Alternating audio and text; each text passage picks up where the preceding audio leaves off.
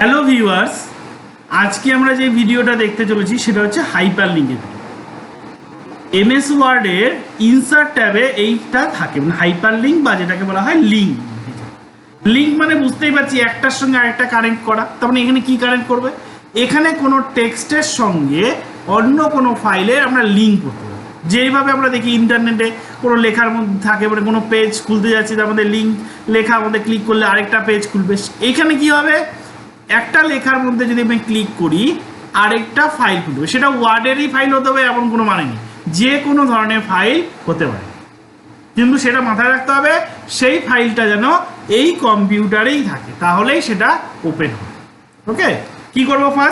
First আমাকে কিছু লিখতে হবে। তাহলে র্যান কমান্ড দিয়ে লিখছি is equal to RAND ran first bracket open first bracket close. এবার কি করব? এটাকে সিলেক্ট করব। ধরুন ফার্স্ট লাইনটাকেই করলাম বা এইটুকু করলাম। ইনসার্ট ট্যাব লিঙ্ক, লিঙ্কে যাওয়ার পর আমি ধরো এখান থেকে আমাকে ফাইলটাকে খুঁজতে হবে। আমি ধরলাম এখান থেকে ডেস্কটপে আমি ফাইল আছে আমার, তাহলে আমি এখান থেকে ডেস্কটপ ক্লিক করব। ডেস্কটপ ক্লিক করার পর এখান থেকে আমাকে খুঁজতে হবে কোথায় আছে। আমি এই যে স্যামসং বলে ফোল্ডার আছে, এর ভেতরে এই যে এগুলো ছবি আছে। আমি ধরো M04, এটা PNG মানে পিকচার ফরম্যাট, সিলেক্ট করে ওকে।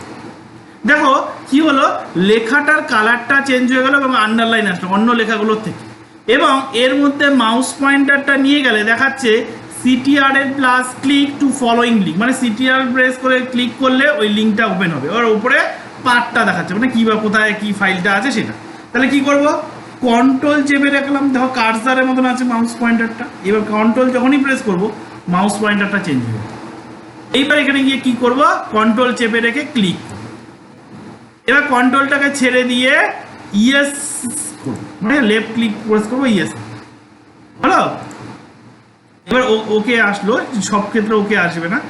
এবার ওকে করার সাথে সাথে দেখো কি আসছে, একটা পেজ খুলছে, একটা পিকচারের পেজ খুলতে হয়। যে পিকচারটা ওপেন হবে, মানে ওই ফাইলটা আমাদের ক্লিক করলে এই ফাইলটা আসবে। আরেকবার দেখাচ্ছি, কন্ট্রোল চেপে রেখে এর মধ্যে ক্লিক করব, ইয়েস করব। এটা এই পিকচারের ক্ষেত্রে ওকে করতে হবে, তাহলে দেখো এই ছবি আসবে।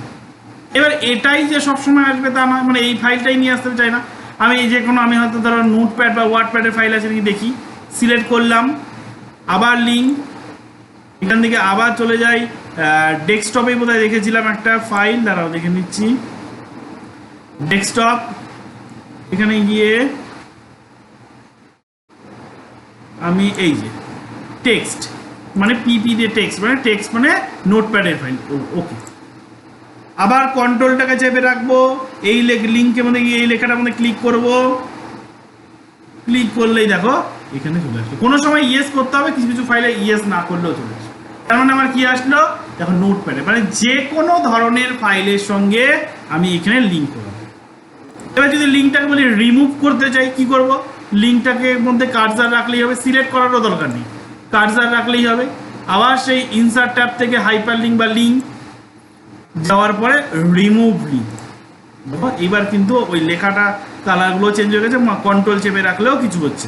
এটাও তাই, কার্সার রাখবো, লিঙ্ক, রিমুভ লিঙ্ক, ব্যাস। তার মানে ওই যে ফাইলটার সঙ্গে লিঙ্ক করেছিলাম সেটা রিমুভ হবে। তার মানে আমরা আজকে কি দেখলাম? যে এখান থেকে আমরা দেখলাম কিভাবে একটা লেখার সঙ্গে আরেকটা ফাইলের লিঙ্ক করা যায়, তাকে বলে হাইপার লিঙ্ক। তার মানে হাইপার লিঙ্ক অ্যাপ্লাই করা এবং হাইপার লিঙ্ক রিমুভ। ওকে, আজকের ভিডিও তাহলে এইটুকুই থাকবে।